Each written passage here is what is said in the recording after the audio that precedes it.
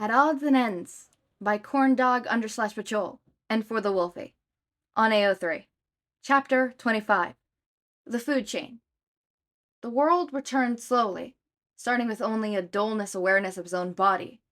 Shouta tried to move his limbs, but was relieved to find that there was no restrictions pinning him down. He opened his eyes and was greeted by dark outlines. Something was close to his hand.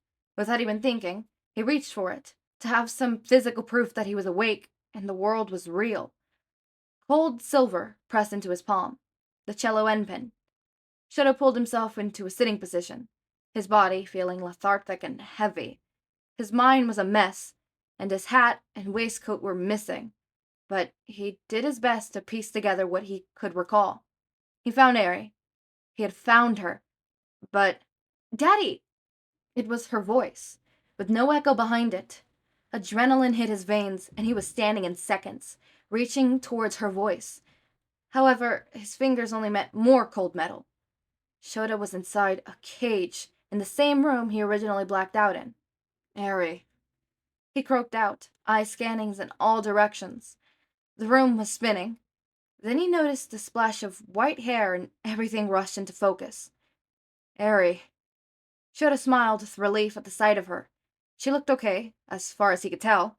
True, she was thin and her face was strained with tears, but there wasn't any immediate wounds that he could see, and there was still a bright light in her large crimson eyes. He had been so terrified of losing that. Hitoshi's sorry, she called back, grabbing the bars of her own cage. Please don't be mad. Hitoshi. Right, the teenager with purple hair. Shouta could just spy his silhouette at the back of Eri's cage, huddled up, with his back turned to them. His quirk had put Shouta into this predicament. However, there was no doubt in his mind that Oberhall had laid the trap and had offered him something in return for the betrayal. He was just a kid after all. I'll save you, Shouta promised, turning to find the lock. The cage was technically split into two, with iron bars separating the two halves. The other side was empty, and the door to it yawned open, as if waiting to devour someone else. Before he could plan any kind of escape attempt, however, a voice cut through his thoughts. Look who's finally awake, just in time for the show. Shouta spun on his heel, hiding the silver end pin behind him, every ounce of relief drained into sheer anger. Oberhall stood behind the bars. He still wore fancy attire, probably what he worn to the ball, meaning Shouta hadn't been unconscious for too long. Despite his talk of a show, Oberhall's eyes drooped with boredom. Chronostasius was right at his side, and at his left were two guards, struggling to hold onto something.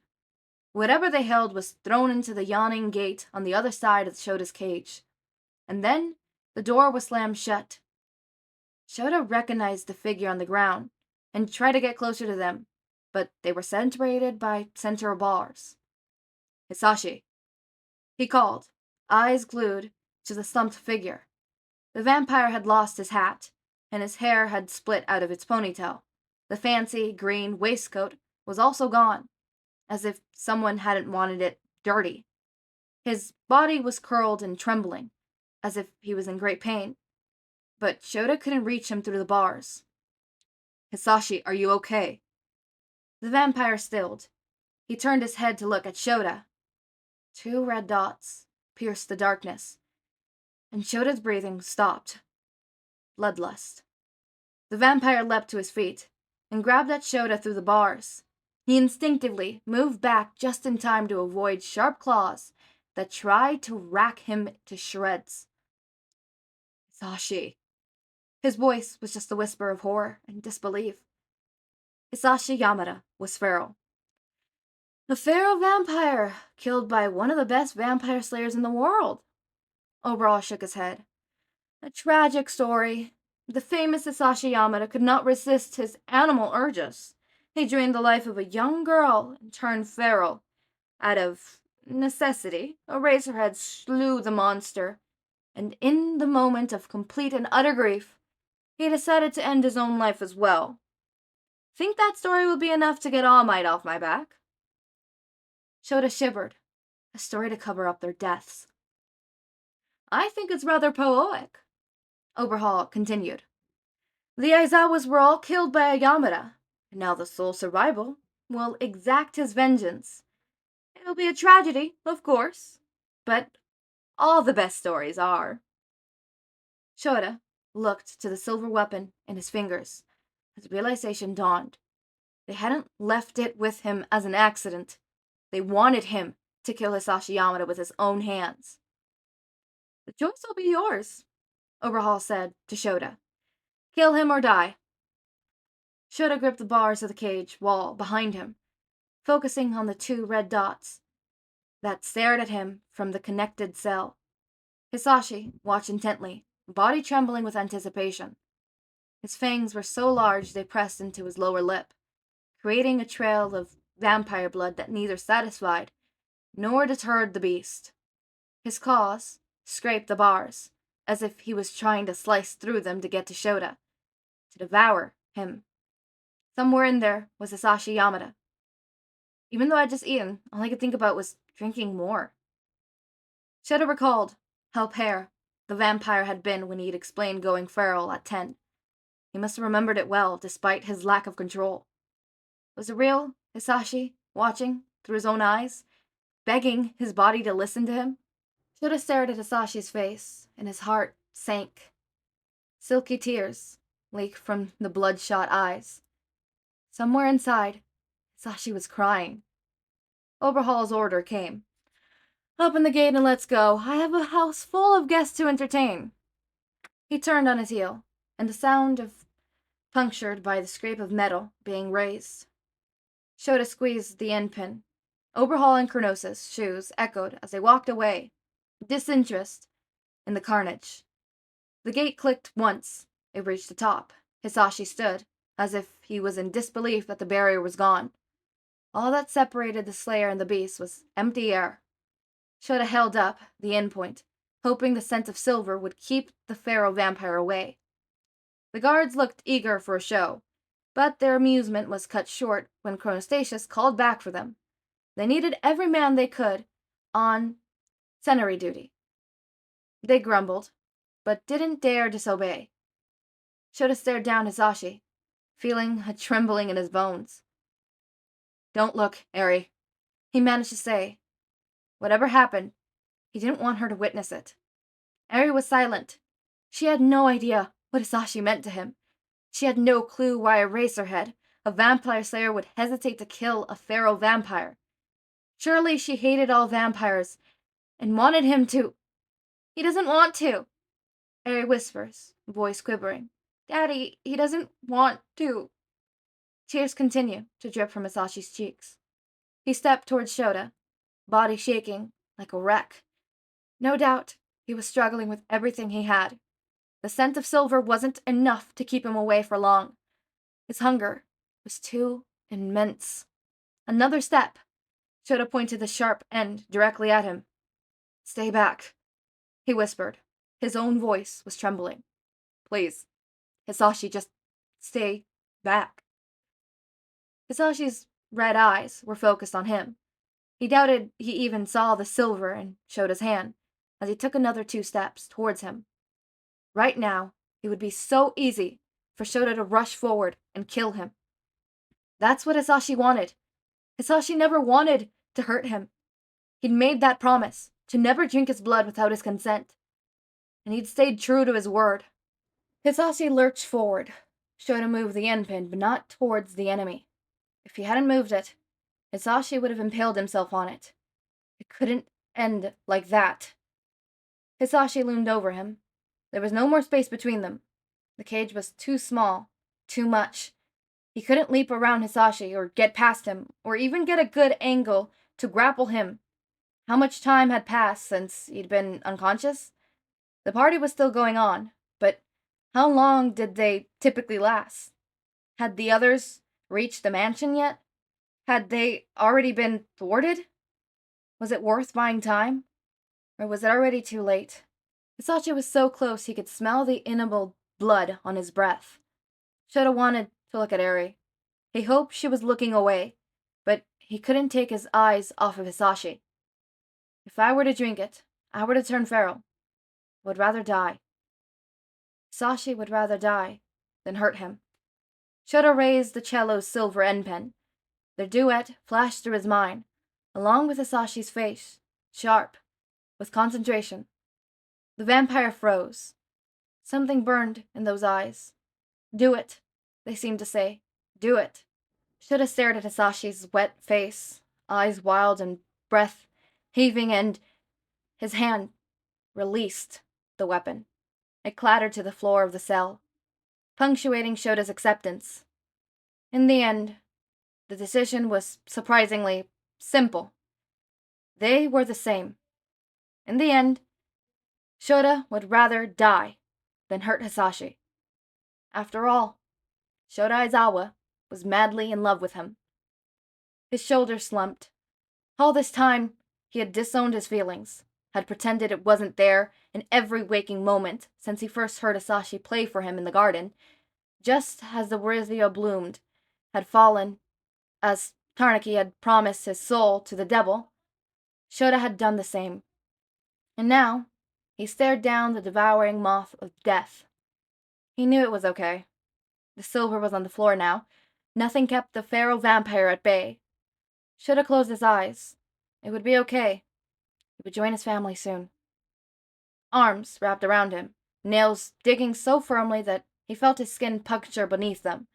Beneath the thick smell of blood was Hisashi's scent, soft and beautiful, cool mist and lavender. Saliva rolled onto his neck, hot and steaming, like that of a drooling beast. Shouta wasn't scared. He was prepared. Shouta exhaled shakily as he waited for the end. I love you. He managed to whisper, a confession he should have allowed a long, long time ago. Hisashi curled around him. His face was pressed to his neck now, and the shaky arms held him so tightly he thought he was going to be snapped in two before he ever bit down. Eri was nearby, crying, yelling something incoherent. Shouta could not save her, but he hoped, by some miracle, Hisashi would. All he could do now was wait for the end. Nothing. Hisashi held him tightly and pressed into him with everything except his teeth.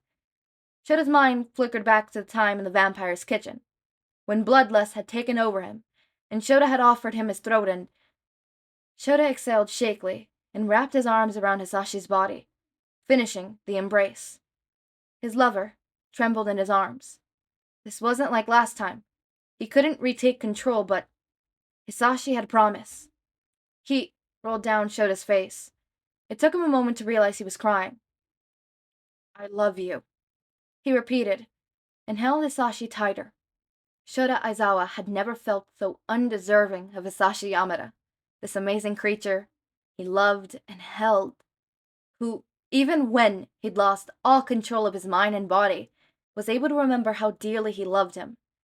Shouta didn't deserve him, but he was determined to do everything he could to save him. The Slayer stroked Hisashi's hair as an idea began to formulate. After all, this wasn't the first time Hisashi had been feral. If he had been brought back from the Blinks once, Shouta could help him do it again. Trust me, Shouta whispered as he continued to tenderly stroke his hair. Hisashi, just hold on. Hisashi exhaled, his claws easing. Shouta tugged on him gently, and they shakily kneeled down to the floor. Shouta gently praised him, trying to offer his voice as a lifeline for Hisashi to hold on to, even as his hand reached for the silver pen. You once told me how to save you, he explained gently. Your body needs to burn through the blood in your system. You have to trust me. Hisashi clung to him and breathed, just breathed. If he could actually hear him, nothing showed. I'm sorry. He pressed the sharp end to Hisashi's bicep and dug through the skin. The wound smoked from the silver, and his pain snarl sounded like a feral animal. For a moment he thought Hisashi was going to bite him. His head tilted back and flung forward. However, All he did was press against Shouta, so tightly that it drew the oxygen from his lung. It's okay, Shouta croaked out, returning to stroke Hisashi's hair with one hand while the other still dragged the burning silver through his skin. The scent of vampire blood was nauseating. How could Hizashi resist the urge to rip his throat out? He waited until the wound was clearly trying to heal. The skin twitched, and heat radiated off the blood. Hisashi's penitive whine pulled at his chest. Shouta ran his hands through his hair and gently pressed Hisashi's mouth to his neck. Bite me now, he whispered. Need to drink hybrid blood. Hisashi whined again, his trembling intensifying, but he didn't bite. Hisashi, drink, or else you're gonna die. If you drink too much, I'll stop you. Hisashi's entire body seemed to slump, as if a great weight had been removed. And then pain shot through Shota's neck. The bite hadn't been coordinated. He'd missed the 2 red punctures he'd given Shouta when they first met. For the rest of his life, however long that was, Shouta would have 4 red scars on his neck, rather than the typical 2. And the feeling was different, too. Usually, when Hisashi bit him, it felt tender and pleasurable, but now it only felt painful, as blood was greedily siphoned from his veins.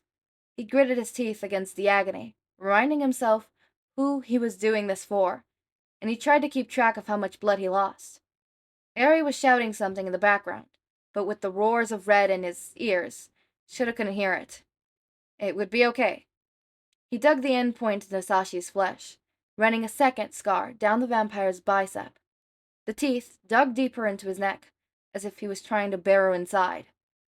The room was growing colder, while Hisashi was growing warmer. The smoke rising from the wound seemed to glisten and shift, as soon as he could hear the sound of flesh knitting together as Shota's hybrid blood entered his system. Finally, Shouta couldn't take it anymore. Hisashi, he whispered, voice weaker than it should have been. Should be enough. Hisashi didn't stop. There was a slight wrench back, but it wasn't enough for the fangs to leave the hot flesh. A whine filled Shota's ears, of desperate hunger and ache, and he felt more burning tears slip down his cold skin. Hisashi couldn't stop.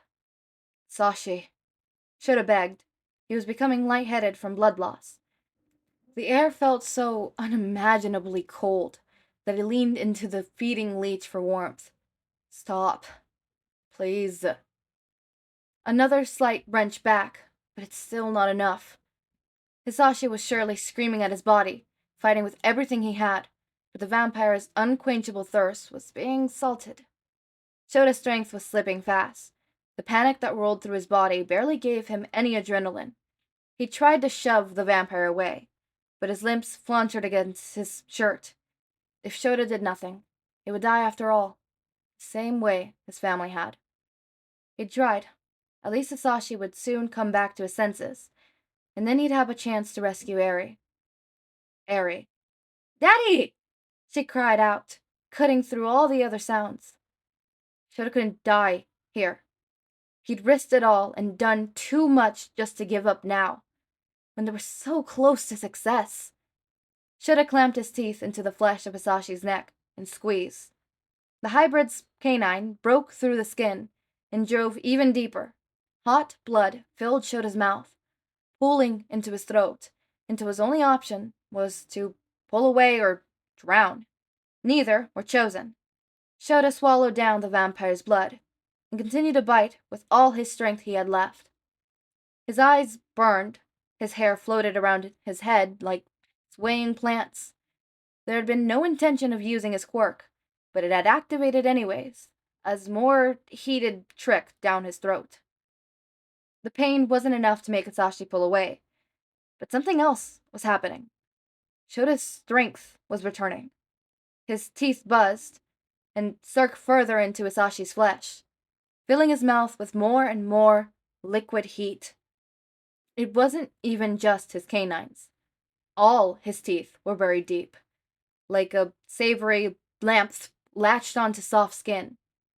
He'd never understood what it meant to be a hybrid, to have human and vampire blood flowing through his veins. Shouta had never understood why he was so different to everyone else.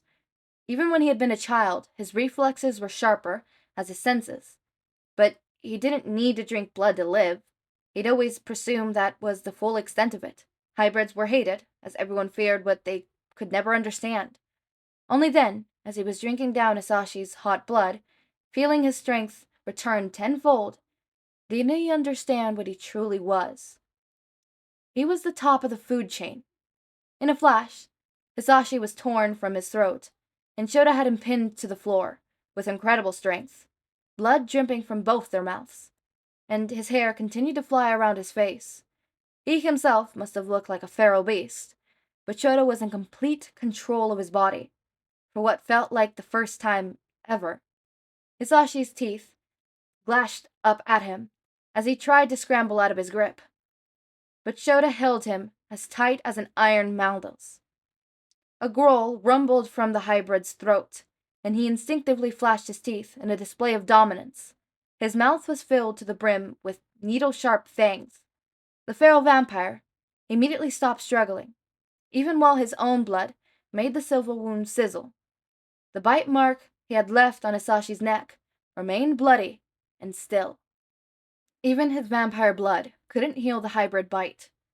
No, it refused to. Hisashi, Shouta said, the words with lapes around his vicious teeth. All weakness had disappeared from his voice. He blinked, but his erasure didn't end. Come back to me. Red eyes burned up at him. Hisashi's tears had ended. His gaze was full of hunger and fear. I love you, Shouta told him. He leaned down and pressed their foreheads together. Red eyes reflected red eyes. Come back to me. Hisashi trembled. Shouta. His voice was just a whisper, forced between extended fangs, but it was the voice of his love. Hisashi. Shouta closed his eyes and pressed their lips together. It was a terrible first kiss. His lip caught on Hisashi's fang, lightly tearing the skin, and he wasn't used to his own mouth being full of dagger points. The hybrid's blood mixed with the vampire's, creating a taste that should have been more repulsed than it was. Hisashi's lips were stiff at first, no doubt appalled by the vampire blood, but then he gradually pressed against him. The pain in his lip eased as Hisashi's fangs shrunk, and his heartbeat slipped into a softer rhythm. Shouta pulled away, a little line of red saliva still connecting them. His teeth buzzed as they returned to normal, and his hair drooped around his shoulders as he finally figured out how to cancel his erasure. He stared hopefully into Hisashi's beautiful eyes. The red flickered to green, and then back several times, unable to settle with the scent of blood. But there was a sense of warmth in that gaze that spoke volumes. Shouta, Hisashi whispered, with the heaviness of someone walking. Walking? Shouta, Hisashi whispered, with the heaviness of someone waking from a dream. I'm here. He cooed softly. I'm here. Shouta released one of his wrists and tenderly stroked his lover's face. His smile was sketched wide, with complete and utter relief. You came back to me. So now they both have bite marks and they're lovers. Does that sound familiar? Sorry, I just had to. Okay, I'm sorry. I just had to throw that in there. sorry, I didn't mean to throw in a Megaverse reference. I'm sorry. That is all that it reminded me as I was reading this. Reading this the first time and then the second time, right? Like the first time I'm like, that seems familiar, but where is it from? And then the second time I'm like, oh, a Megaverse. Oh, Megaverse. It like literally just hit me as I was reading it right now. This is a very interesting chapter. Very interesting. Okay, so I called it. The gazebo is where Shouta kind of started to fall in love, right? I kind of noticed because I'm like, hold up, you're being a little gay there. Because that's when a shift happened. That's when I noticed a shift happen, right? For Hisashi, I believe it was a little bit before the gazebo. Just a bit before the gazebo, actually, if I'm being honest. I don't know exactly where. I would have to reread it for the billionth time, which, by the way, I've read this a lot of times. I have this in my bookmarks. I have this saved and downloaded onto my computer and then on a USB drive just in case something happens to my computer. I will forever have this fanfic forever with me. I am holding the USB right now. There is 32 other fanfics saved. Out of the many, I've read like hundreds, at least 200 fanfictions. I'm very picky when it comes to fanfics I bookmark. This means these are fanfics that I believe I would be interested in rereading and stuff like that. Probably in, I think this year is when I'm gonna go through all those fanfics and reread them. I'm gonna have a blast rereading some of the fanfics. Because there's only a few that I occasionally reread with, like, you know, time and stuff like that. At Odds and Ends, it's one of the ones that I like to sit down and reread from time to time. This is my second read through, but it's not gonna remain the second. Although I have gone back to certain episodes, I guess you could say. Episodes? No, chapters. And read certain chapters, like the gazebo chapter. I've read that chapter like a billion damn times. I love that chapter so much. Or,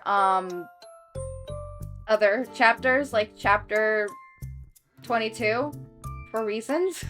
For reasons? For the plot, guys. It's for the plot. Totally for the plot. Nothing else. No, but in all seriousness, I really like that chapter. And also, the chapter where, it's not even just the chapter, but the moments where they're playing the duet together. That one I really like reading that aspect. But yeah, this was a very interesting chapter. And it seems to have a happy ending. But remember, they're not in the clear yet. They're not in the clear yet. Things can still go terribly wrong. But alright, I'll leave you with that. As always, my raindrops, make sure to eat, sleep, drink water, take your meds. Have a wonderful day or night. Link to my Discord server and socials are down in the description. Subscribe to see more of my content, and thank you so much for watching.